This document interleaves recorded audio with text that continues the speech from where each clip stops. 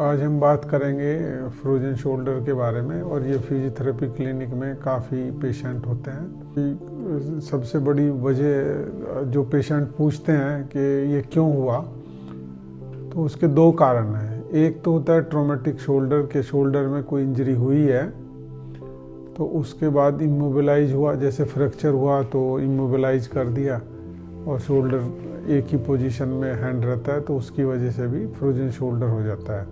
लेकिन majority of cases में frozen shoulder बिना किसी वजह के होता है।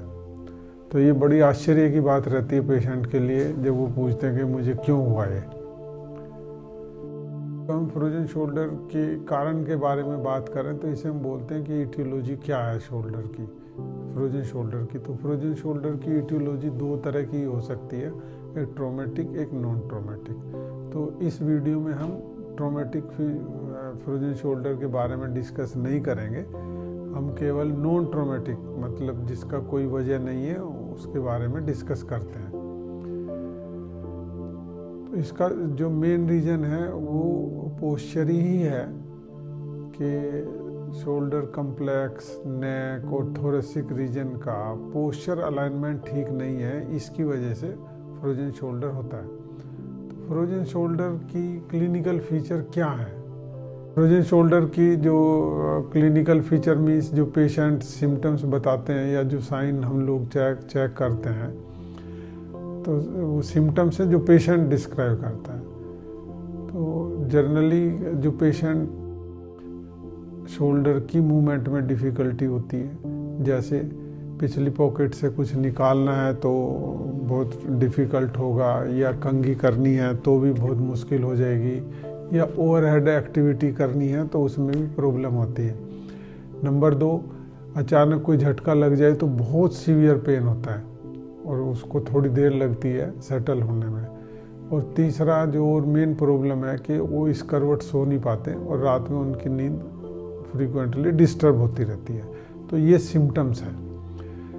और जब आप क्लिनिकली देखेंगे उसे कि सिम्टम्स तो हैं, अब ये सिम्टम्स तो बहुत वजह से हो सकते हैं, लेकिन क्या वो फ्रोजन शोल्डर की वजह से हैं कि नहीं है। तो फ्रोजन शोल्डर में जनरली ग्लोबल मूवमेंट रेस्ट्रिक्शन होती है, मीन सभी मोर और लेस सभी मूवमेंट रेस्ट्रिक्टेड रहती है, लेकिन एक पर्टिकुलर पैटर्न है जिससे उसकी पहचान होती है। तो पैटर्न है abduction, external rotation and internal rotation restriction होती है। तो जो ये मूवमेंट जब हम चेक करते हैं और जो ये पैटर्न मिलता है कि उसकी एब्डक्शन रेस्ट्रिक्शन में है, एक्सटर्नल रोटेशन है, इंटरनल रोटेशन है, तो ये कंफर्मेशन है कि patient suffering with the frozen shoulder. अब वो कैसे चेक करते हैं? तो पहले आपको पता होना चाहिए कि उसको रेंज ऑफ मोशन कितनी है शोल्डर की। तो देखो, शोल्डर एक बॉल एंड सॉकेट जॉइंट है जिसमें तीनों एक्सिस पे मूवमेंट होती है, frontal, sagittal and horizontal axis. तो जो मैं इसे बहुत सिंपल वे में बोलूँ तो उसको फ्लेक्शन 0 to 190 डिग्री होता है, एब्डक्शन 0 to 190 डिग्री है। एब्डक्शन होता है लेटरल, मतलब साइड से जब हाथ उठाते हैं, फ्लेक्शन मीन्स फ्रंट एलिवेशन है। और तीसरा मूवमेंट होता है एक्सटर्नल रोटेशन, जब हम बाहर की तरफ करते हैं, और इसे आप लेटरल रोटेशन भी कह सकते हैं। इन दिशा में अंदर का रोटेशन जो है ये मीडियल रोटेशन है, और इंटरनल रोटेशन भी कह सकते हैं इसे। तो अब जो एक्सटर्नल रोटेशन है उसकी रेंज होती है 0 to 90, और इंटरनल रोटेशन की रेंज होती है 0 to 70 to 80 degree. Means internal rotation की रेंज थोड़ा कम है एक्सटर्नल रोटेशन से। पर आप याद करने के लिए ऐसे आप 90 मान सकते हो कि एक्सटर्नल 90, इंटरनल 90, एब्डक्शन 180 है और फ्लेक्शन 180। तो ये हमारी नॉर्मल रेंज है। तो फ्रोजन शोल्डर में क्या होगा कि एब्डक्शन की रेंज कम रहेगी, जैसे 0 to 100 ही होगी। एक्सटर्नल रोटेशन की रेंज जो है वो हो सकती है 0 to 30 हो ओनली, और इंटरनल रोटेशन की रेंज 0 to 50 हो। तो ये एक पैटर्न मिलना चाहिए, means abduction, external rotation and internal rotation. Note likewise के फ्लेक्शन ठीक है, इंटरनल रोटेशन रेस्ट्रिक्टेड है, एक्सटर्नल रोटेशन कंप्लीट है, तो this doesn't come under the category of frozen shoulder. Now come to the treatment part.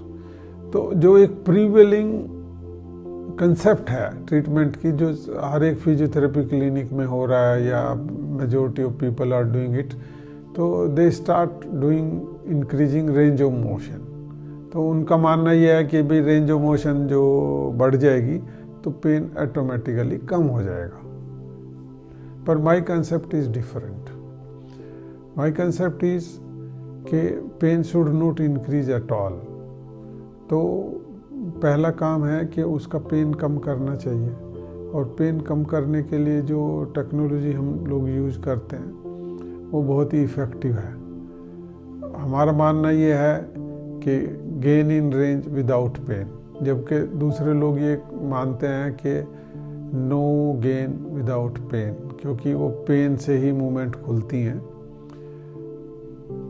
तो इसके लिए एक मैं कंसाइज प्रोग्राम बताता हूँ कि देखो, जब भी आप फ्रोजन शोल्डर के पेशेंट से बोलेंगे कि अच्छा हाथ उठाओ, तो जब वो हाथ उठाते हैं तो हेड जो है ना सुपीरियर ग्लाइड में जाता है, हमेशा ऐसे हो जाता है हेड शोल्डर जब भी हम एलिवेशन करते हैं, आइदर इन दी फ्लेक्शन और दी एबडक्शन। तो ये जो सुपीरियर ग्लाइड है, सुपीरियर ट्रांसलेशन ऑफ हेड है, it always hurt the capsule, और जैसे जितनी बार आप करेंगे उतना ही कैप्सूल हर्ट हो जाएगा। और सेकेंडली, जो फ्रंट ग्लाइड है उसका, एंटीरियर ग्लाइड जिसे बोलते हैं, तो हेड एंटीरियर ट्रांसलेट रहता है जनरली। तो ये दो चीज़ को हमेशा अवॉइड करना चाहिए, anterior translation and superior translation of the head of humerus. तो ऐसी कोई एक्सरसाइज नहीं करनी चाहिए जिसमें हेड की ट्रांसलेशन सुपीरियरली हो रही है या एंटीरियर हो रहा है। तो दिस इज ए रूल। तो जब भी हम ग्लाइड करते हैं तो इस glide should be posterior glide और इन्फीरियर ग्लाइड। तो इस मामले को हम बहुत ज़्यादा कॉम्प्लिकेटेड नहीं करते हैं। तो सिंपल सा जो प्रोटोकॉल है वो ये है कि initially increase the range of internal rotation. उससे क्या होगा कि आपका पोस्टीरियर कैप्सूल जो है वो लूज हो जाएगा और हमें रेंज ऑफ मोशन बढ़ाने में हेल्प मिलेगी विदाउट डूइंग सुपीरियर और anterior glide of the head which at every cost should be avoided. तो आप देखेंगे थोड़े दिन में तो 2-3 दिन लगते हैं पेन कम होने में, इवन एक्यूट पेन भी है तो 2-3 दिन में पेन कम हो जाएगा और रेंज ऑफ मोशन धीरे धीरे धीरे धीरे इंक्रीज हो जाएगी। तो उसके लिए कुछ home program, we can design the home program. लेकिन होम प्रोग्राम में भी इम्पोर्टेंट बात यही है कि सुपीरियर ग्लाइड और एंटीरियर ग्लाइड हमेशा अवॉइड करनी है। इसकी एग्जामिनेशन हम कैसे करते हैं और एक्सरसाइज का जो वीडियो प्रोग्राम है वो क्या है, that we will add the next slide. Active movement, passive movement और रेसिस्टिव मूवमेंट चेक करते हैं। तो एक्टिव मूवमेंट में क्या होगा, active flexion, active abduction, active internal rotation, active external rotation. और सेम यही मूवमेंट 6 मूवमेंट जो है वो पैसिव चेक करेंगे और 6 मूवमेंट रेसिस्टेड चेक करेंगे।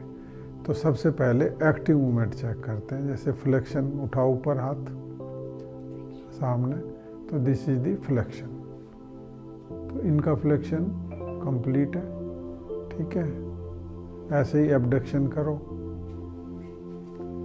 तो दिस इज एबडक्शन। एंड ऐसे ही इंटरनल मूवमेंट करो, इंटरनल और एक्सटर्नल के लिए एल्बो को बैंड करना है और शोल्डर को एडक्ट रखना है। Now this is internal rotation and this is external rotation. ये इंटरनल और एक्सटर्नल रोटेशन जो है ना सुपाइन लाइन में बेटर चेक होते हैं, तो वो भी हम अभी करेंगे। In the same way I will check the resisted movement. तो now I will do the resisted abduction. उठाओ हाथ ऊपर। तो now this is the resisted movement and I can check the power. In the same way I will check the resisted flexion. उठाओ ऊपर। In this way and in this way also. We will explain why we are doing this thing. And in the same way, now resisted internal rotation karo internally, yes, and in the same way external rotation. And these movement we will check in the supine position also. This is the examination of shoulder. आप सबसे जो important shoulder movement होती है वो है internal rotation और external rotation. तो उसे कैसे देखते हैं? देखो इम्पोर्टेंट बात है ये कि जब मैं ये अभी इंटरनल और एक्सटर्नल मूवमेंट देख रहा हूँ तो शोल्डर जॉइंट और एल्बो जॉइंट का लेवल एक रहना चाहिए। तो जनरली क्या होता है कि बेड में लेवल ना नीचे रहेगा, एल्बो नीचे रहेगी। तो मैं थोड़ा सा इसे लिफ्ट कर लूँगा, ठीक है। और अब now I am doing the passive movement. तो ये पैसिव एक्सटर्नल रोटेशन है। और जब मैं ये करता हूँ तो मुझे ये ध्यान रखना है कि हेड जो है ना it should not come out. In the same way I will do the internal rotation. तो इंटरनल रोटेशन इनका इतना है और जैसे ही मैं ज्यादा करता हूँ तो हेड अप आ रहा है ये। तो in her case the internal rotation range is less than the usual one. तो ये बहुत ही इम्पोर्टेंट एग्जामिनेशन है किसी भी शोल्डर पेन के लिए। अब इसकी जो इंटरप्रिटेशन है we will do it again. और in the same way you can do the resisted movement. तो this is resisted internal rotation. I am resisting the movement. And in the same way, this is the resisted external rotation. और यहाँ पे आप range of motion भी देख सकते हो कि फ्लेक्शन कितना है और in the same way abduction कितना है। तो आपके पास दोनों ही ऑप्शन है, या तो आप खड़े होके कर सकते हो या सुपाइन लाइन में कर सकते हो। तो supine line is always better. एक तो इम्पोर्टेंट बात ही है। नंबर 2, जब आप कांस्टेंट और कंटिन्यूअस पेन है तो तब हमें कोई मूवमेंट नहीं करनी चाहिए, हाथ को सपोर्ट करके रखना चाहिए। इसका मतलब है कि there is swelling inside the joint. तो जैसे ये कांस्टेंट मूवमेंट पेन हट जाएगा और पेन मूवमेंट के साथ हो रहा है तो तब हमें एक्टिव फिजियोथेरेपी और एक्टिव मूवमेंट की तरफ चलना है। तो दो चीज़ बहुत इम्पोर्टेंट है। एक तो जो नाइट पेन है वो ग्लाइड करने से कम हो जाता है। तो उसमें सिर्फ मुझे 2 ही ग्लाइड करनी है, एक इंफीरियर ग्लाइड है और दूसरा पोस्टीरियर ग्लाइड है, ठीक है। जो और इम्पोर्टेंट एस्पेक्ट है इसका, तो मुझे सबसे पहले इंटरनल रोटेशन की रेंज क्रिएट करनी है ताकि पोस्टीरियर कैप्सूल लूज हो जाए और फर्दर मूवमेंट का रास्ता एक खुले। तो थोड़ा सा आप उधर हो जाओ। तो इंटरनल रोटेशन के लिए मुझे क्या करना है कि हेड को इन स्पेस रखने के लिए ताकि वो एंटीरियर ग्लाइड में ना जाए, तो मुझे थोड़ा सा इधर प्रेशर दबा के रखना है इसे, और हाथ को एक 1/2 kg वेट इधर बांध के ऐसे छोड़ देना है। और पेशेंट ये एक्सरसाइज घर पे भी कर सकते हैं, तो करना है और it should not be painful eight all. तो जो मोस्ट वंडरफुल मैजिकल टेक्नोलॉजी है वो ये है कि मुझे इंटरनल रोटेशन बढ़ाना है धीरे धीरे और बहुत ही माइनर फोर्स के साथ।